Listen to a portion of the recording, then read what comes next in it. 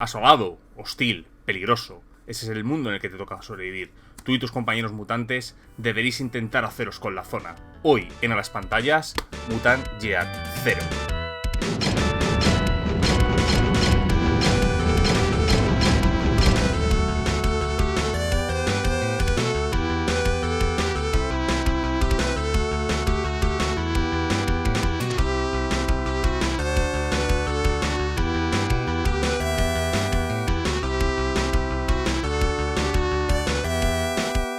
Buenas a todos, soy Ezcardan, de nuevo. He tardado mucho tiempo, ya sabéis, he estado preparando cosas. He suspendido mi examen, por cierto, de la certificación. Me voy a tener que volver a presentar, pero en fin, me apetecía estar un poco más tranquilo y bueno, relajarme, dejarme unos días de descanso cerebral y ponerme a reseñar un par de cosillas. Así que he decidido volver con este juego Mutant Year Zero, que además mi primera impresión con él fue muy negativa, porque yo cuando lo anunciaron y cuando lo vi por primera vez dije, esta mierda de juego, esto no tiene, me parece una basura.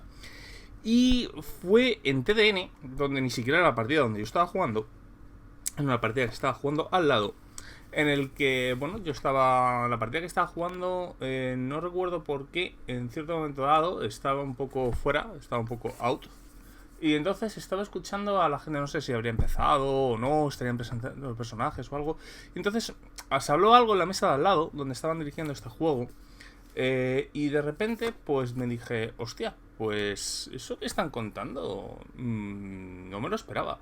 Me parece interesante. Hablando luego con los chicos, me dijeron que era una partida bastante mala, bastante, no los divirtieron mucho porque era una partida muy aburrida en la que tenían que buscar una serie de trozos de metal por la zona y no les terminó de convencer. Pero a mí hubo algo que me dijeron que sí me llamó la atención y me decidí a hacerme con él en esas mismas CDN y me lo leí en la habitación y bueno, pues poco a poco, a lo mejor fue una rolea, ¿eh? Y bueno, viendo que parecía interesarme, bueno, empecé a leer, me dije, hostia, está chulo, hay cosas que no me convencen, pero bueno, parece estar chulo.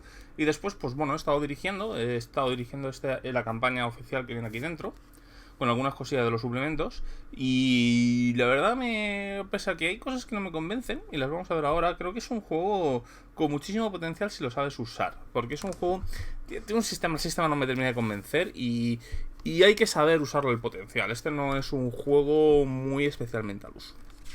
Pero bueno, vamos a hablar. Las personas, el libro como siempre, bueno, tenemos un par de mapas oficiales de zonas.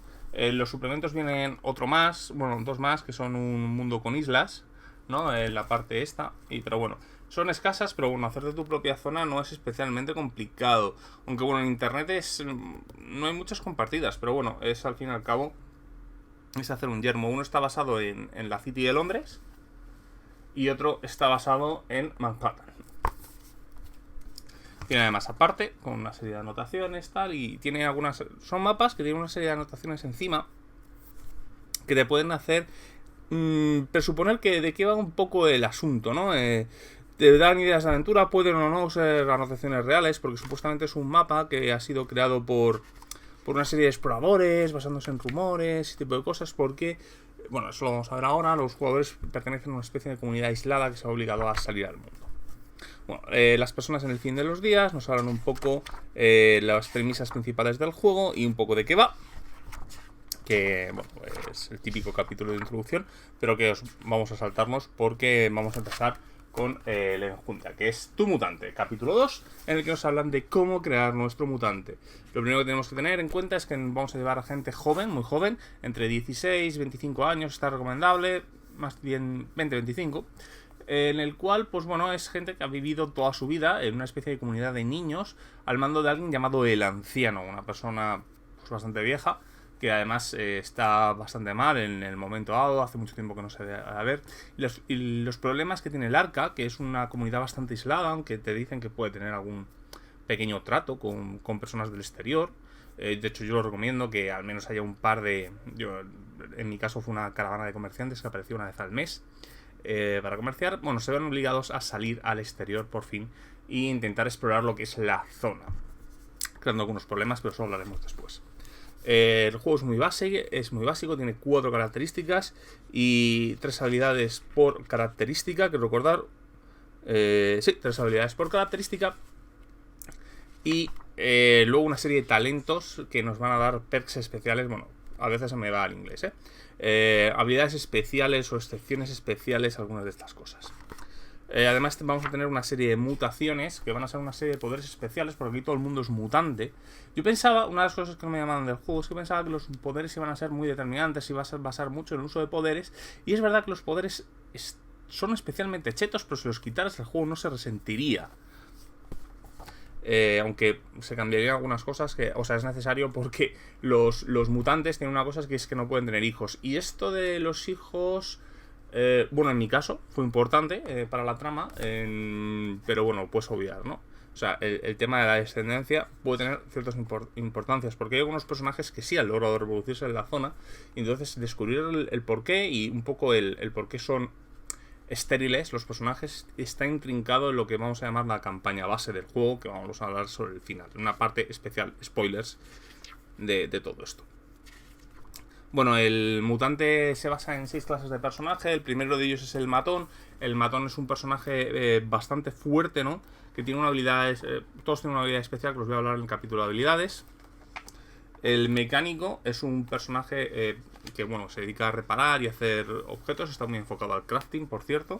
El merodeador, esto es uno de los personajes imprescindibles. Este lo que permite es explorar la zona y descubrir caminos especiales y recursos en las casillas y tal. Hablaremos también un poco después.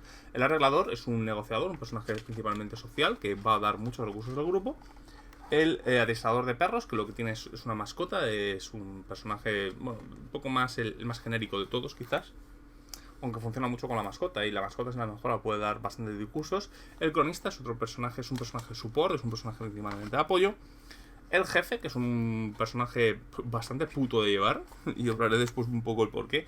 Y el esclavo, que es un personaje muy resistente y mete unas hostias bastante gordas. Los personajes, una cosa que me gustan es que los personajes están muy bien diferenciados.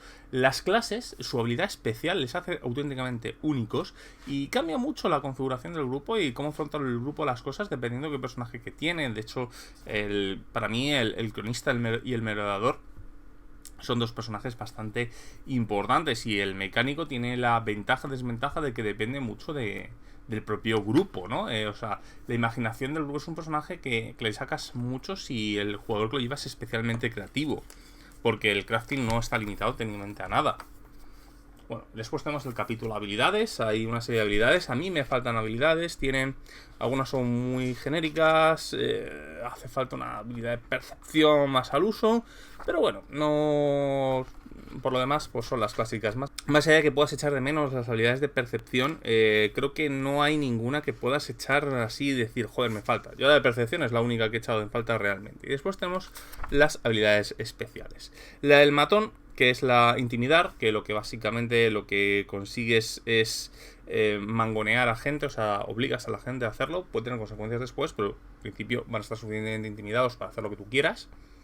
El hacer el apaño, que es la del mecánico, que lo que tú dices es lo que quieres construir y haces una tirada para ver si lo consigues y qué tipo de mejoras a la construcción original puedes hacer. Por ejemplo, quiero hacer un escudo. Tú tiras, haces el escudo, y a lo mejor el escudo de base es solo de una escena, pero puedes hacer lo que sea permanente, y además que proteja más, y además que dé una habilidad, un bono, alguna habilidad especial. Tú básicamente dices lo que quieres construir, y el director de juego te va a decir o no lo que necesitas para construirlo, porque cosas muy complejas, a lo mejor dices, bueno, pues que necesitas a lo mejor cuerda, y cuerda no tienes, entonces tienes que ir a buscar la cuerda, o bueno, para eso vas a necesitar un tubo de escape, y para eso vas a necesitar encontrar un coche.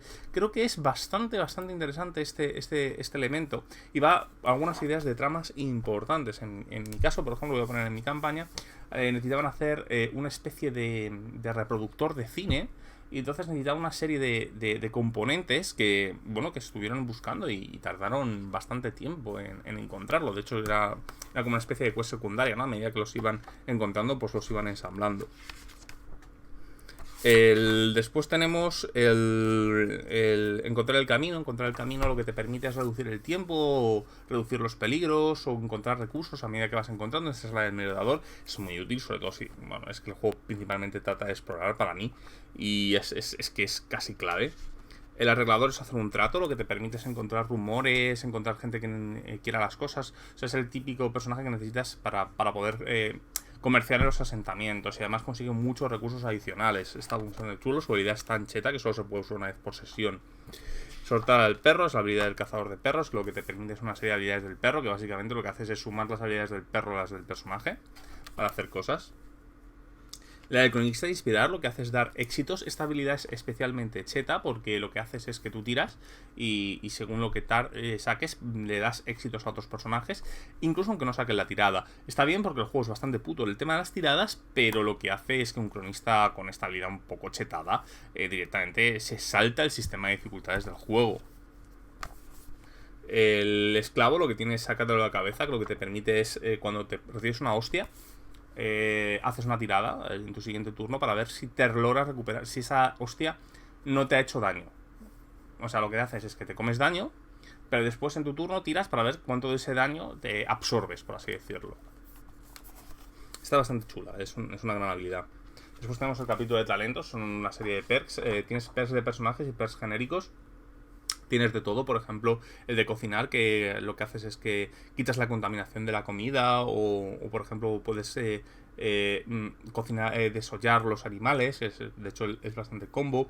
Tienes cosas como, por ejemplo, darle más 2 a curarte, anulas te regeneras automáticamente la empatía cuando pasas un poco de tiempo en solitario. Tienes un poco de todo, la verdad, está chulo. A mí me... no es el capítulo más inspirado, pero creo que está bien. O sea, no tiene ninguno que digas, este me sobra o no lo voy a coger nunca. Ni tienes ninguno que digas, especialmente me falta. O sea que, por ejemplo, la habilidad, ya os digo que hay un par de habilidades que podéis echar de menos si sois especialmente tradicionales. Después tenemos el capítulo de mutaciones. El capítulo de mutaciones, las mutaciones en este juego... Bueno, tú las generas aleatoriamente, tú no decides qué mutación vas a tener. Tiras una tabla y es la que te toca. Y algunas están muy, muy por encima de otras. De hecho... hay un desnivel en las mutaciones y además hay algunas mutaciones que son súper determinantes, capaces de hacer pero auténticos destrozos, no solo de combate, sino cosas rarísimas. Y tienes cosas desde volar hasta manipular mentes, hasta hacer un aliento de fuego, hasta por ejemplo una armadura de escamas. O sea, tienes auténticas locuras. Esto en teoría se limita porque hay una... tú vas consiguiendo puntos de mutación. Y puntos de mutación se consiguen en las tiradas cuando fallas. Realmente no es que falles. Ahora cuando hable de las tiradas hablaré. Pero las tiradas te dan puntos de mutación. Tienes un máximo de 10. Y estos puntos de mutación los gastas en usar tus mutaciones. Y además por cada punto que utilices, tiras un dado. Y si sacas un 1, la mutación puede dar problemas. Y puede dar problemas graves, puede dar también beneficios, como por ejemplo que no gaste o que desarrolles una segunda mutación, o que se desarrolle con el doble de potencia. Tienes cosas como por ejemplo que la mutación te afecte a ti y a otros si es de daño, de que directamente tu cuerpo se resienta y empieces a perder características.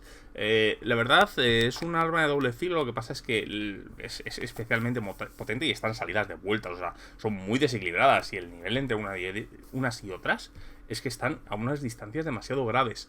De hecho, se nota tanto que están, pero ida de vueltas, que en el básico suplemento que es la Falfa, que vamos a ver en un par de vídeos, que tiene una cosa similar, que son los poderes animales, directamente es que son mucho peores. O sea, que te lo dice el propio, no sé si es el manual, la nota de diseño, es que son mucho más contenidas. Por eso también tienes dos, porque es que esta ida de vueltas. Y el sistema de mutaciones además tiene una segunda complicación, que es que cada personaje del juego tiene sus propios puntos de mutación.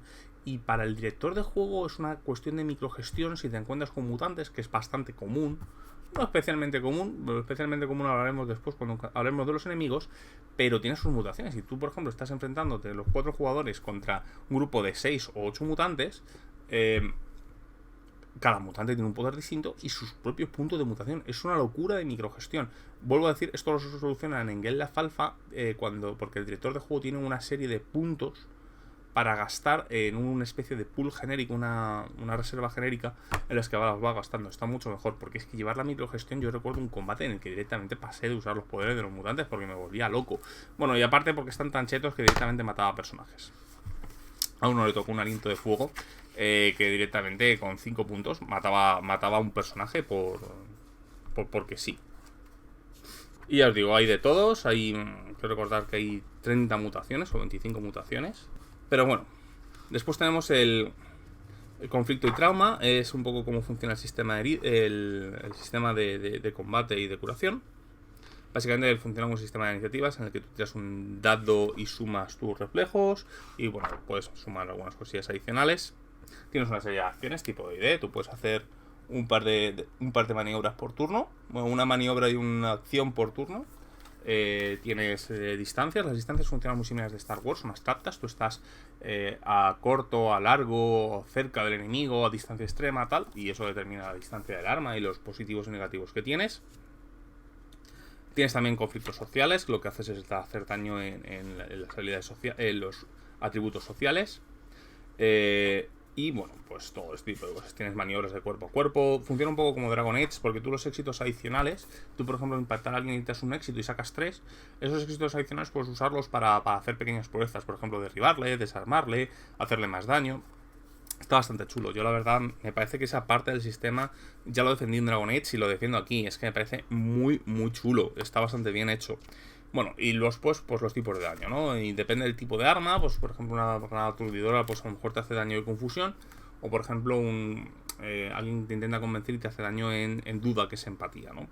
Por ejemplo te lanza un poder psíquico, también te pueden hacer daño por ese tipo.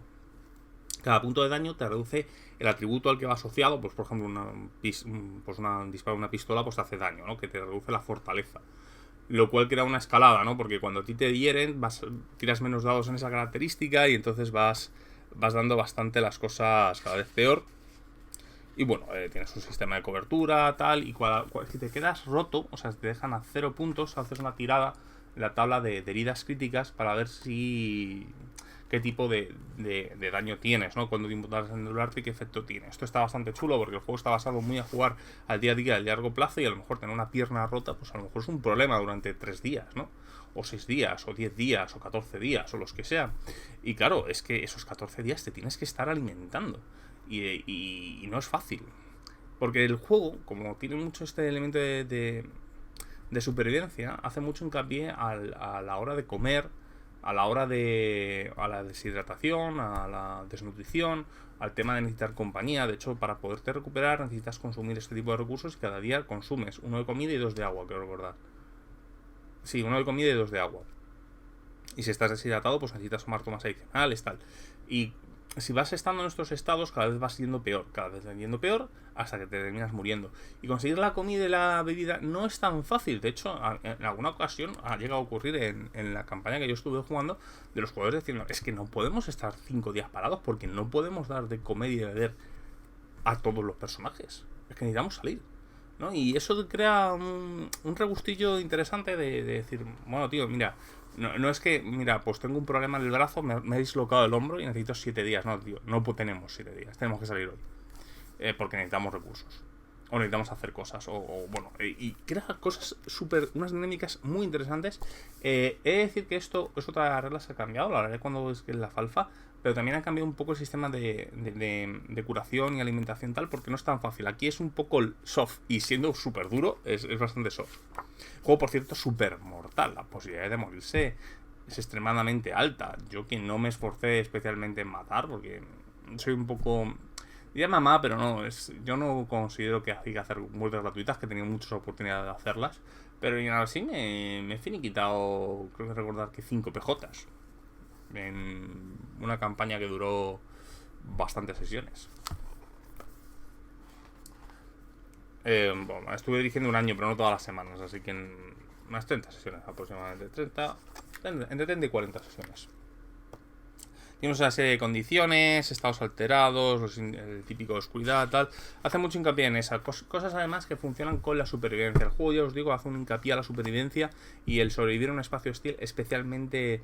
suficientemente abstracto como para que sea divertido y que quede chulo, y no tan simulacionista como para decir, tío, es que lleva estas reglas, es un coñazo. Las reglas de peso es un ejemplo. Tienes espacios de peso y te da igual. Y hay objetos más pesados que ocupan 2 espacios y objetos muy ligeros que van como en packs. Y yo creo que eso está ahí, está justo en el límite, que es convierte en simulación y divertido. O sea, tiene todos los elementos suficientemente exactos, pero también suficientemente jodidos como para que no sea un paso por el campo y que notes que estás haciendo supervivencia, pero no tan simulacionistas como para ser pesados. Y eso está chulo, está muy bien. O sea, es como, por ejemplo, el concepto de la bala. La bala es el dinero también. Y claro, cuando tú le estás disparando a alguien, no solo estás gastando una bala, que no es un recurso más o menos común, pero, coño, es que estás también gastando una moneda. Y con una moneda comes un día, o un par de días, si el arca está bastante desarrollado. O sea, es un juego que va mucho de estas decisiones de supervivencia. Y la verdad, mola muchísimo. Después tenemos el arca. El arca es el otro gran personaje. Puede tener mucha o poca importancia dentro del juego, de hecho. Y cuando los jugadores lo crean, van a crear un poco las facciones que están disputando el arca, ¿no? Las personas que están más influyentes en el arca. Los jugadores pueden o no ser partes. Porque hay una especie de trama hay una especie de fase de asamblea. Es una trama política que nosotros lo jugamos al final de las sesiones, pero hay gente que te dice que lo juegas al principio. Nosotros lo jugamos después porque puede generar tramas para más tarde. Y lo que hace esta arca pues es un poco rolearla, ¿no? Tienes que diseñar el arca, cómo está, cuáles son sus niveles de avance, cuál es su política, cuáles son los entremanejes, las relaciones. También se relacionan con los PJs, los personajes pueden tener relaciones. Crea lo que parece una especie de organigrama de relaciones dentro del arca, en el que funciona muy chulo, con una especie de política a muy nivel de barrio, tal, y crea cosas muy interesantes. Por ejemplo, nosotros teníamos una especie de facción, que era una especie de gente mafiosa que se estaba intentando romper la hegemonía que tenían los cronistas, pero también tenían conflictos con la Guardia de Acero, que eran los centinelas, que estaban llevados por una tipa que era una de estas militares cuadradas, es decir, las cosas hay que hacerlas así, y lo importante es defendernos, luchar, evitar que vengan extranjeros, evitar que vengan espías, hay que reforzar las murallas porque nos vienen a atacar. Después además me mostró que tenía un poco de razón. Tiene cosas muy interesantes y puede crear dinámicas muy interesantes. De hecho, cuando los líderes del consejo se reúnen, es interesante que los jugadores lleven a cada uno de los miembros del consejo, sean o no sus PJs, y que intenten llevar este tipo de política. Incluso pueden llegar a cambiarse y pueden generar dinámicas extrañas en el arca, porque además tienen que ponerse en común para una serie de proyectos. Hay una serie de mangoneo, de decir, mira, yo te voy a apoyar en esta decisión del Arcan, es para aprobar esta ley, pero tú me vas a apoyar después en esta. Y claro, todo eso va a afectar a los PJs y se va a crear, si le das mucha oportunidad, una riqueza bestial. Puedes ignorarlo, es perfectamente ignorable. Puedes aprovecharte, o sea, no darle mucha importancia, pero aprovechar de las cosas. Es una especie de modo mixto, que nosotros lo que hicimos. O puedes directamente darle rienda ancha y hacer tramas muy elaboradas y muy chulas. Y básicamente lo que tienes es eso, son un montón de proyectos que lo que hacen es subirlo y que pueden dar tramas a su vez. Por ejemplo, una cosa que hubo fue cuando se creó el tribunal, pues empezaron a haber leyes, ¿no? Y las leyes se empezaron a aplicar y ya no eran meramente grupos de matones pegándose en el arca. Por ejemplo, la zona de lucha libre entró dentro de una trama en el que se empezó a crear un circuito de apuestas y luchas ilegales en el cual unos jugadores amañó y de repente la mafia le empezó a perseguir porque, claro, decían que le debía dinero, y cuando se abrió el tribunal pues dijo, oye, señores, que es que esta gente me quiere pegar. Y bueno, fue una trama brutal. Aprobar el canibalismo tiene sus consecuencias, en el mercado de esclavos también. El mercado de esclavos, que es un edificio bastante bueno, no podía ser aprobado porque los jugadores vivían constantemente una tensión con la rebelión de esclavos. A medida que la población de esclavos, la población libre empezaba a reducirse, la población de esclavos casi empezaba a aumentar, incluso a ganar poder, ¿no? Una especie de Espartaco raro, que además empezaron a irse de vueltas en el momento en el que apareció una especie de embajador de una especie de lugar maravilloso, una especie de paraíso terrenal, les ofrecía la libertad, ¿no? O sea, construir algunas de estas cosas es más que la construcción de algunas de estas cosas, y algunas tienen requisitos. No es lo mismo tener establos, porque a partir de ese momento los jugadores pueden ir con caballos por la zona, que tener una taberna, que puede dar cosas, que tener un teatro, que tener un museo, que abrir un molino de viento, que tener luz eléctrica. O sea, todo tiene sus implicaciones, no solo dentro del juego, sino que si el director de juego quiere dárselas dentro de la narrativa, es perfectamente válido y de hecho es aconsejable. Pero bueno, después tenemos lo que se llama la cúpula de amanecer, que es donde vive el anciano. El anciano está recluido, en principio no puede salir. Y además es donde se entregan los artefactos. Los jugadores, a medida que van explorando la zona, van a encontrar artefactos de la edad antigua, o sea, de nuestros días, y los pueden ir donando para mejorar algunas condiciones del arca desde el punto de vista tecnológico, aunque no solo. Por ejemplo, el cómic de cultura, ¿no? Tiene 4 características, que es defensa, cultura, comida y tecnología, ¿no? Y se depende, pues llegas a requisitos para abrir ciertas cosas y también da ciertos elementos narrativos. Por ejemplo, en nuestra partida el arca tenía una gran cantidad excedente de comida, ¿no? Y eso se notaba en algunos elementos. Sin embargo, tenía una gran carencia tecnológica. Tenía un gran elemento cultural, lo cual pues les permitía intercambiar ciertas cosas como tratados de leyes o novelas con otros asentamientos. La verdad, se pueden crear dinámicas muy chulas, o sea, son más allá que números y son más allá de edificios de creación. Si el director de juego lo aprovecha y los jugadores lo aprovechan, crea una retroalimentación narrativa bastante importante. Después tenemos el viaje por la zona, son todas las reglas de viaje por la zona. Para mí es uno de los grandes elementos del libro, en el que es esta especie de hexcrafting, pero no es hexcrafting porque no son hexágonos, son cuadrados, en que cada jugador pues se van a ir moviendo por la zona buscando cosas. Vienen 2 zonas de ejemplo con cosas que puedes hacer o no. Por ejemplo, puedes tener por ejemplo, si juegas en la City de Londres, que no me acuerdo ahora cómo se llamaba, el Valle de la Niebla o algo así, pues obviamente pues va a haber niebla y va a haber edificios distintos que si juegas en Manhattan, ¿no? Que va a tener, pues ciertas Manhattan está en parte inundado y eso se tiene que reflejar. Y bueno, pues tiene sus propias dinámicas internas. El viajar por la zona, pues básicamente los jugadores van decidiendo.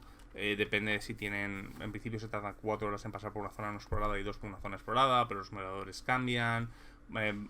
Tienen que hacer tiradas de peligro. Puedes mandar expediciones de PNJ si te apetece y tienen sus propias tiradas. Tiene sus elementos si pueden. Porque hay radiación. La zona del arca no tiene radiación, pero el resto sí. Los jugadores pueden empezar a tener contaminaciones. Si llegas a 10 puntos de contaminación te mueres. Entonces hay que tener cuidado. A veces hay que coger zonas, caminos más largos por no pasar por zonas contaminadas. Tiene su aquel la exploración. Aunque esto se desarrolla un poco después en la parte del director de juego. Después tenemos el trabajo del director de juego, en el que nos van a hablar un poco de lo que va el juego. Extrañamente tiene una zona que se llama principios del juego, que son las cosas que debes de hacer como director de juego. Y me recuerda un poco a los principios de PBTA. Y algunos llaman la atención. Uno de ellos, por ejemplo, es mátalos. No tengas compasión. O sea, esto es un mundo duro en el que hay que sobrevivir. Y si la gente se muere, pues muere. O sea, dice, la muerte forma parte de la vida. Tienes que hacer sentir al apocalipsis. Tienes que darle importancia a las mutaciones porque están ahí para usarse. Tienes que dar a veces zonas de esperanza. Tienes que saber que también es divertido, no es meramente machacarles hasta que los jugadores digan, mira, tío, yo no quiero jugar esta mierda de juego. Y me lo he tenido que saltar por algún lugar, pero voy a explicar cómo es el sistema de tiradas antes de decir esto, que a mí es lo que menos me convence. El sistema es el sistema de Free Ligan, ha usado en varios juegos, lo puedes ver en Tales of the Loop, lo puedes ver en Coriolis, lo podéis ver en Forbidden Lands, lo podéis ver en Mutant Year Zero, en el que tú tiras una serie de dados y los 6 es lo que afecta. Depende del juego, este sistema de dados puede variar o no. De los de Loop tú tiras tantos dados como tengas en atributo más salida. En Mutant Year Zero tiras tantos dados como tengas en tu habilidad más característica más objeto.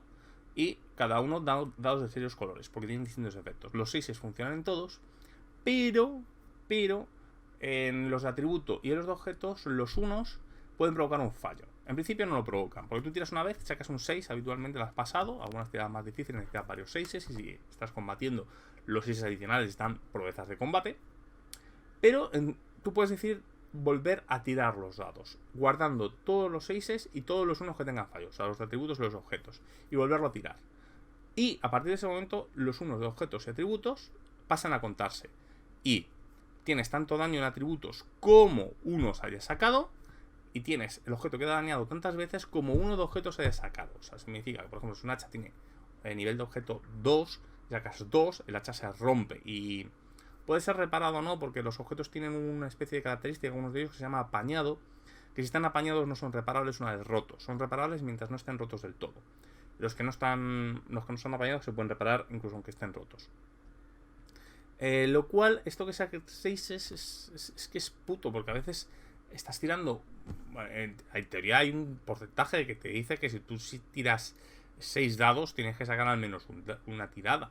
Pero no es cierto. Yo he visto sacar gente con 12 dados y no sacar ni un solo 6. Porque además tú tiras, bueno, rerolreo, vuelvo a tirar.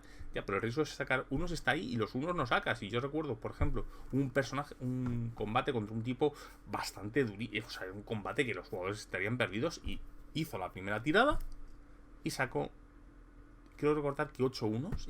Y yo ahora esta tirada no la puedo repetir. Y un turno perdido en Mutant Year 0, una acción perdida en un combate, si el combate es tan letal que puede significar que no tendrás una segunda. Ya os digo, es una dinámica interesante. A mí me termina de gustar, me gusta un poco más que en algunos otros juegos. Por cierto, los unos de los atributos, si te los comes, o sea, si te comes daño, ganas puntos de mutación. Es la forma de conseguirlos. Por ejemplo, en Tales of the Loop, que tiene el mismo sistema, tú no vuelves a tirar los dados. Para eso tienes que gastar un punto de suerte que están limitados. Aquí puedes tirar siempre, pero a cambio de comerte algo. En Forbidden Lands utiliza un sistema similar y no recuerdo, creo que Coriolis utiliza el mismo sistema que Tales of the Loop. La misma variante del sistema. Ya os digo, esta variante de dados de 6 a mí no me termina de convencer del todo, pero bueno, está ahí. Creo que para el juego le pega bien, pero queda cosas raras. A mí no me termina de convencer a veces. Pero bueno, la cosa está en lo que es ya ahora sí, el propiamente Arca. Tienes eventos del Arca. Es una tabla de cosas que pueden ocurrir en el Arca. Una serie de ideas de aventura, igual que aventuras en la zona. Tienes una serie de tablas aleatorias de eventos de Arca y de zona que pueden dar cosas. Por ejemplo, yo os digo, una de las subtramas más gordas que hubo. Así se convierte. Subtramas porque no es la trama principal, que es la búsqueda de Eden. Fue que de repente apareció un enviado de otro arca que se decía llamar, que venía de un lugar llamado Presidencia, donde un tipo había creado una especie de utopía en lo que se llamaba Capital de Presidencia, ¿no? Que estaba en un lugar muy alejado de la zona y montó un pifostio. Y de hecho, cuando empiezan a llegar allí, empiezan a ver cosas raras, ¿no? Este tío, o sea, algo solía sucio y no terminaron descubriendo lo que había detrás, pero descubrieron que le solía bastante mal. El filmar la Constitución era una cosa muy rara que decías, esta gente...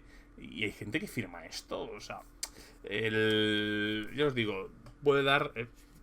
por ejemplo, ocurrió una que de repente apareció y se descubrió que había en los sótanos del arca, había un chaval que era una especie de super psiónico capaz de destruir casi mundos, ¿no? Una especie de hijo de Red Richards, que llevaba siendo drogado desde los principios del arca, desde que era niño, para que no creara un conflicto. Y de repente pues se creó una inmunidad a los sedantes y intentaban descubrir, y se descubrieron que la cúpula de amanecer lo había acordado con el anciano de encerrarlo debido a su poder mutante, que era muy peligroso. O sea, tienes algunas cosas que son súper chulas que pueden salir.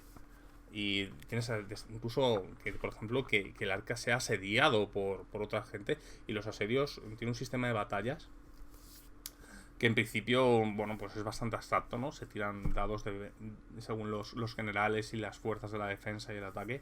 Y eso puede provocar, de hecho, un desastre. Apareció un general de una banda de moteros, que son los conductores del infierno, que es una de las facciones, que atacó el arca y tuvieron mala suerte las tiradas y, vamos, secuestraron decenas de personas, se cargaron edificios enteros, el arca casi cayó hasta los cimientos, les devolvió a casi el principio del juego cuando estaban casi al final.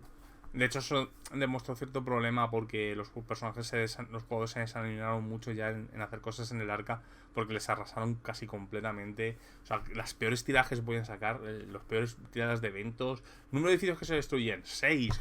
¿Cuánta gente se va? Todo el máximo posible. O sea, fue desastrosa la guerra del arca. Y bueno, también te habla un poco de recursos. Tienes tablas de creación de aleatorio de personajes y tal. Yo os digo, el capítulo director del juego, corto, pero con un par de tablas de creación de eventos aleatorios y un par de creaciones de personajes de subtramas aleatorias que pueden salir de ahí oro. Es más allá de un resultado en una tabla. Bueno, las amenazas contra el arca, que nos van a hablar de los enemigos. Bueno, este es el de tramas aleatorias, ¿no? en el que, bueno, pues ocurren cosas en el arca. Desde asedios hasta, bueno, amenazas contra el arca. Es una tabla de un asesino en serie que de repente aparece en el arca. Distintas cosas. Es otra tabla más de eventos aleatorios, más tabla de ideas y de cosas que pueden pasar. Te dicen, cada vez que los jugadores, si tiras una sesión, los jugadores no saben muy bien qué hacer, tal, tiras ahí. O sacas una carta. Estas cosas además solo salen una vez. Hay una baraja de cartas que cuando tú sacas uno de estos eventos no se pueden volver a ocurrir. Cuando te tiras, meramente te dicen que no repitas el resultado. Y luego el de crear la zona, que creo que es uno de los más interesantes, ¿no? En el que tú vas a tirar, qué tipo de ruinas hay, por ejemplo, si es una iglesia, si es un parque de atracciones, si es un buque, si en la zona hay artefactos, si está nuevo, si está descuidado, si meramente es un bosque, si es una zona arrasada, qué hay, un poco por encima, el nivel de descomposición que tiene, las amenazas que tiene, un poco la generación de la zona de forma aleatoria, el artefacto, la cosa rara que tiene. Tienes que hacer una serie de tiradas, puedes hacerlas antes, puedes hacerlas tirar después. Yo las tiraba durante, lo cual crea una especie de dinámica peligrosa, porque claro, te dicen, de repente te encuentras con una gente y dice, ¿y qué más allá? Bueno, pues no lo sé muy bien, cosas peligrosas. Tú puedes asentar y decir, no, 5 casillas allá hay un bosque con ogros, por ejemplo. Claro, 5 casillas más allá y está el bosque de ogros. ¿Y qué hay por medio? Pues no lo sé, sinceramente. Eso crea cosas dinámicas extrañas. Yo, por ejemplo, por eso a veces es bueno tirarlo primero. Yo, en forma del espíritu del juego, tiraba con los jugadores tiraban a ver qué se encontraban. Y que también cosas muy chulas, pero exige un trabajo de improvisación que yo comprendo que no todo el mundo está dispuesto y que no hay gente que no le gusta tener ese elemento tan loco de cosas. De hecho, yo recuerdo el viaje a Presidencia y decir, hostia, machos, estos son los dominios de Presidencia, esta gente como vivido, si está rodeada de los peores lugares del mundo. O por ejemplo, llegas te aconsejan poner zonas concretas, decir, mira, aquí está esto, pero yo lo hacía, aquí está esto, pero los caminos no. Lo que pasa es que a veces daban, por ejemplo, encontrar unos personajes que tenían cartografiado una zona muy concreta en el mapa, y lo que les daba gratis era saber la radiación de la zona.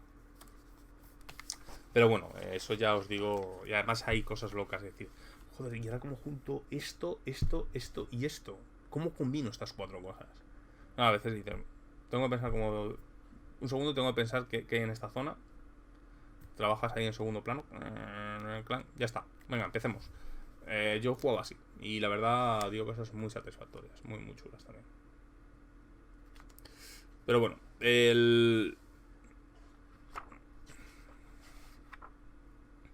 después tenemos la creación de la zona de crear crear la zona ya está, perdona.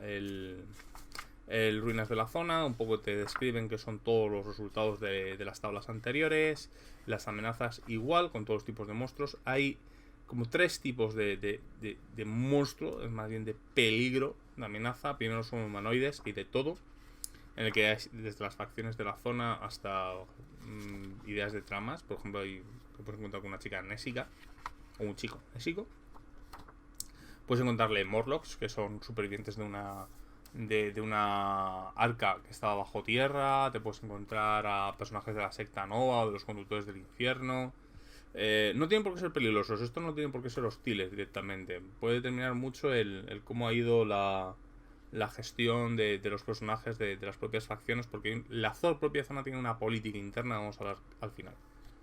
Los monstruos tienen para mí un problema, están chulos, ¿vale? Y algunos son bastante interesantes y tienes de todo, desde un Predator a un Terminator a enjambres de araña.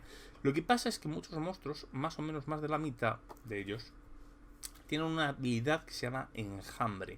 Y enjambre provoca que solo pueden ser dañados con explosivos o armas de tipo lanzallamas, armas de área. Esto provoca que los jugadores rápidamente descubren que lo interesante es ir con un lanzallamas por la vida, ¿no? O algo que haga explosiones por la vida. Porque no sé si es que es casualidad, yo no entiendo por qué, pero salen casi siempre. Y además, el monstruo es lo más probable que salga por la propia tabla, porque salen de 3 a 5 en una tirada de dado de 6 a determinar la categoría de la amenaza. 1, 2 es humanoide y 6 es fenómeno. Y además, no sé por qué, o sea, hay demasiados de ellos. No, a mí no me termina de convencer.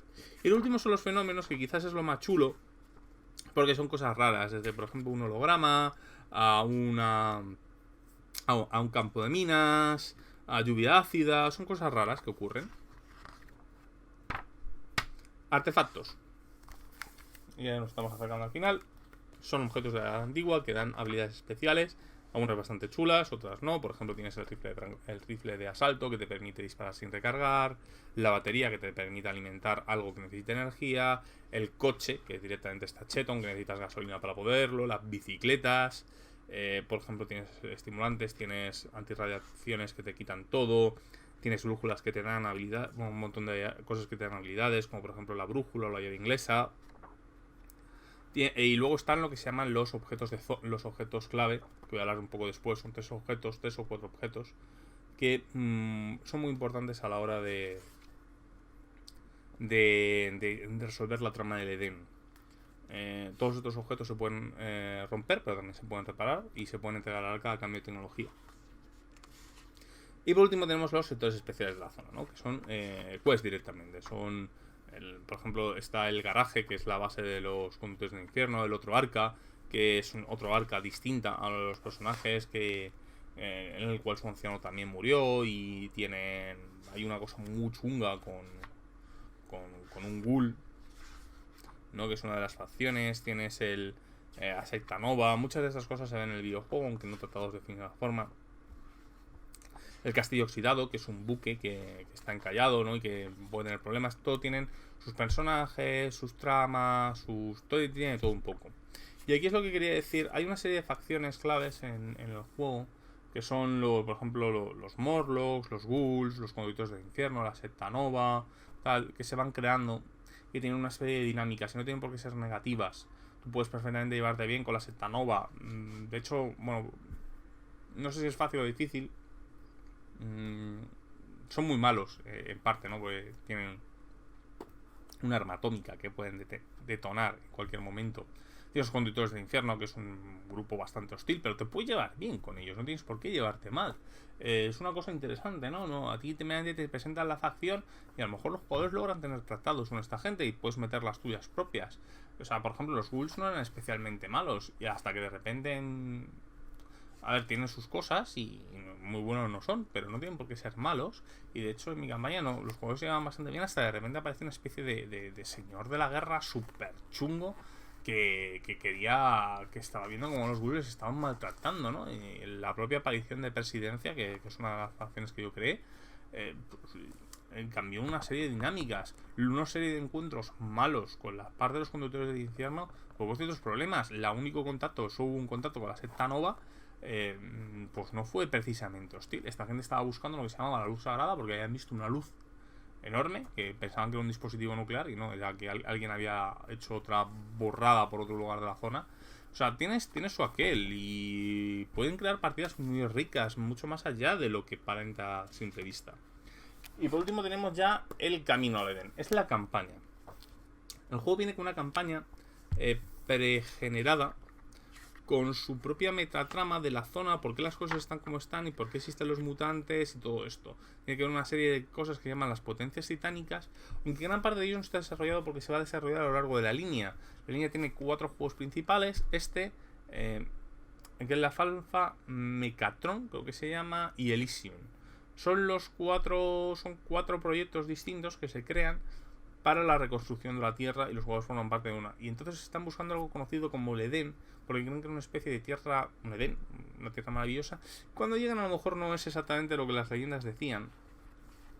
Y tiene su aquel, tío. Yo creo que es una trama bastante interesante, no es la única que se puede crear. De hecho, cuando termina, te da una serie de tramas adicionales, otras metatramas que se pueden hacer. Son pequeñas ideas, o sea, son 5 o 6 píldoras a lo largo de 2 páginas.